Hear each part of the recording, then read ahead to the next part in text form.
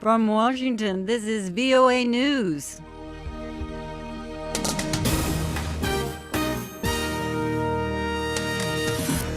I'm Susan Yackee reporting. A government link to a Kenyan terrorist.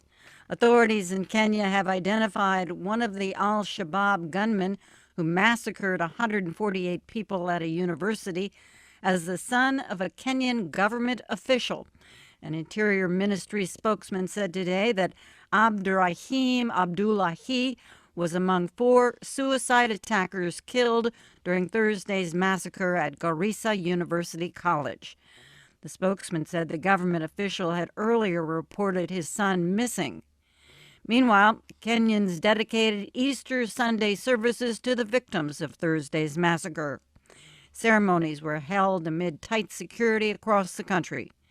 Kenya's security chief has defended the response by special forces to the attacks. The French news agency reports that it took at least 7 hours for special forces to arrive at the scene of the massacre.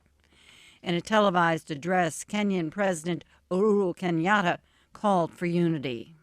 Our nation is once again in a profound state of mourning following the heinous attacks and the mindless slaughter of 147 Kenyans in Garissa at the Garissa University College, which occurred on Thursday, 2nd April 2015. An al-Shabab statement has threatened another bloodbath in Kenya. A monitoring group says Islamic militants are in control of most of a large Palestinian refugee camp on the outskirts of Damascus.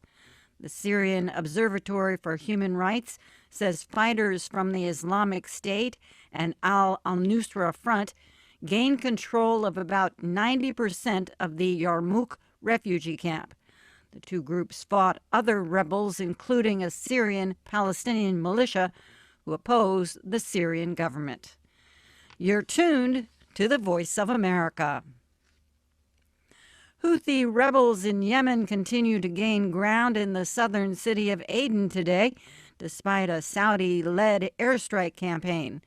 The French news agency reports the rebels have taken the provincial government headquarters, including the governor's office, in Aden's Bouala district.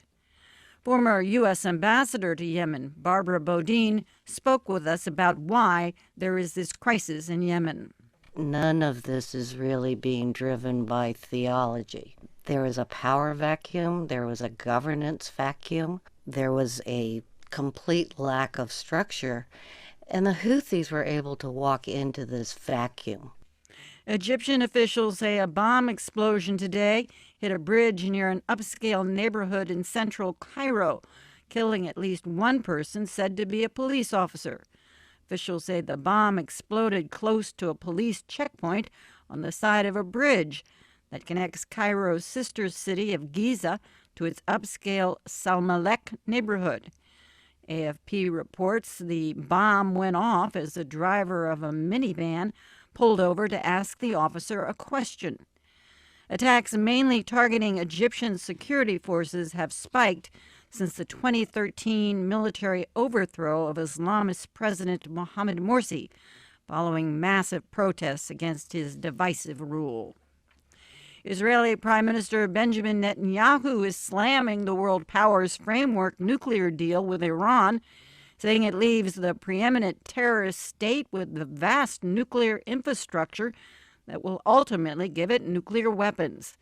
On NBC's TV show Meet the Press, the newly re-elected Israeli prime minister said today, without the current sanctions against Iran, Iran would have billions of dollars to pump up its terror machine worldwide and conquer the Middle East. Iranian Foreign Minister Mohammad Javad Zarif, speaking Saturday on Iranian state-run television, said Tehran would be able to return to its current level of nuclear activity if the West withdraws from the nuclear deal that is scheduled to be finalized in June.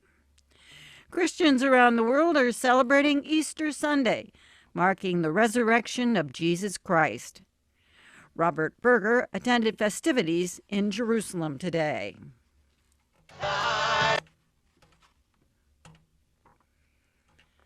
Apparently, we don't have that report at this time. In other news, Islamic State extremists in Iraq's ancient city of Hatra have destroyed the archaeological site by smashing sledgehammers into its walls and shooting assault rifles at priceless statues, a new militant video shows. Militants attacked Hatra, a UNESCO World Heritage Site, last month. Officials and local residents said, although the extent of the damage remains unclear, as it is in territory still controlled by Islamic State. The Associated Press reports that one of the militants speaks Arabic with a distinct Gulf accent on the video. I'm Susan Yackee, reporting from Washington. That's the latest world news from VOA.